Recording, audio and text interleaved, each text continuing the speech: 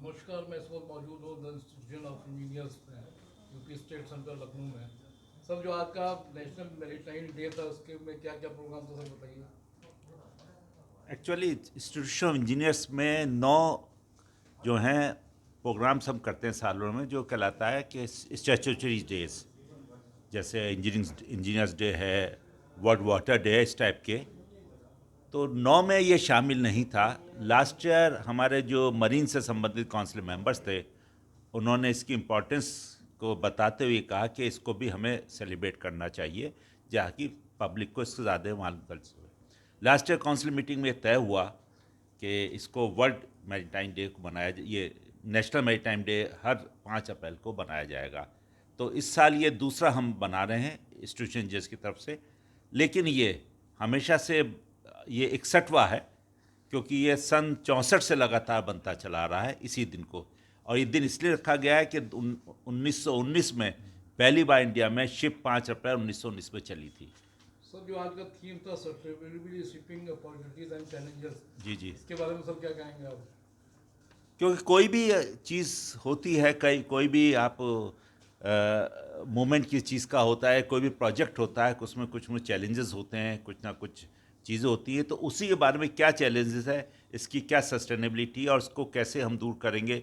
जैसे एमिशन है, एमिशन के बारे में तय हुआ कि हम 2030 तक जो 2008 में एमिशन था, उससे हम करीब 30% कम कर लेंगे, और 2040 तक और कम कर लेंगे, और 2050 में 100% एमिशन हम पूरा कर लेंगे। आज इसी संबंध में हमने एक टॉक रखी थी यहाँ पर, और हमारे बीच आज के जो इसके एक्सपर्ट हैं, जो मरीन इंजीनियरिंग में चीफ इंजीनियर रह चुके हैं और आजकल बैंक हांगकॉन्ग में चीफ इंजीनियर है, उनको हमने आज यहाँ एज ए मुखतिब बुलाया था। मैं चाहूँगा वो इस पर विस्तार से बताएंगे आपको। समीर जैन साहब। समीर जैन साहब, सर बताइए जो आज का प्रोग्राम था।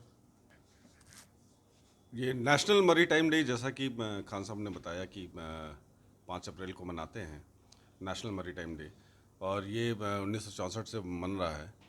तो शिपिंग इंडस्ट्री में इस साल शिपिंग चैलेंजेस, जो sustainable shipping opportunity and challenges जो फेस कर रही है, उसके बारे में हमने बात किया। तो चैलेंजेस में मेन जो हमारा है कि हमारे शिपिंग इंडस्ट्री इंडिया में बहुत ज़्यादा नहीं डेवलप्ड है।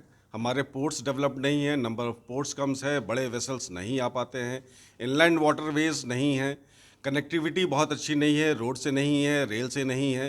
तो ये सब चैलेंजेस हैं जिनको सागरमाला प्रोजेक्ट के through government of India promote कर रही हैं।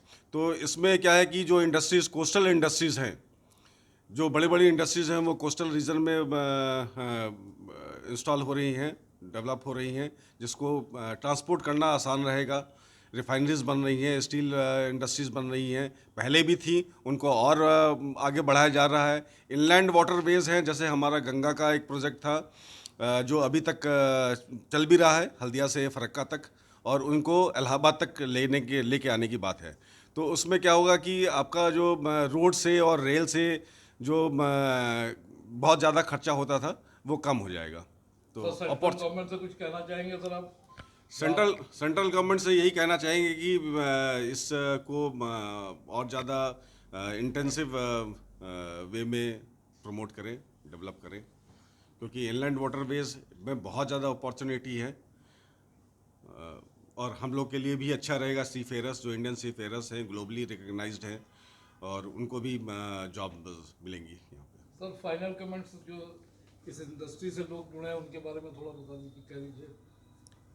पोर्ट से जो जुड़े हैं सर, उन लोगों को कोई मैसेज देना चाहेंगे? हाँ, मैं मैसेज देना चाहूँगा, पोर्ट्स का भी हमारे यहाँ बहुत इसमें पोटेंशियल है, क्योंकि जो हम सामान पोर्ट्स के ज़रिए बेचते हैं, उसका खर्चा मुश्किल से 20 पैसे मेरे ख्याल में पर टन आता है, जबकि अगर अब इंडियन रेलवे से तो 1.5 रुपये आता है, और अगर उस रोड से जाएं तो 2 रुपीज़ 20 पैसा पर टन पर किलोमीटर आता है।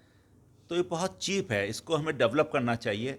और 75% जो भी विदेशों में सामान जाता है वो बाई शिप जाता है। सर, क्या सेंट्रल गवर्नमेंट को इम्प्लीमेंट नहीं कर रही है क्या? नहीं, कर रही है, इम्प्रूव कर रही है, इसमें कोई बात नहीं। जो मौजूदा गवर्नमेंट ने काफ़ी कुछ किया है इसमें, और अब पोर्ट्स की तरफ ध्यान दिया जा रहा है, और पोर्ट्स को आपस में लिंक किया जा रहा है।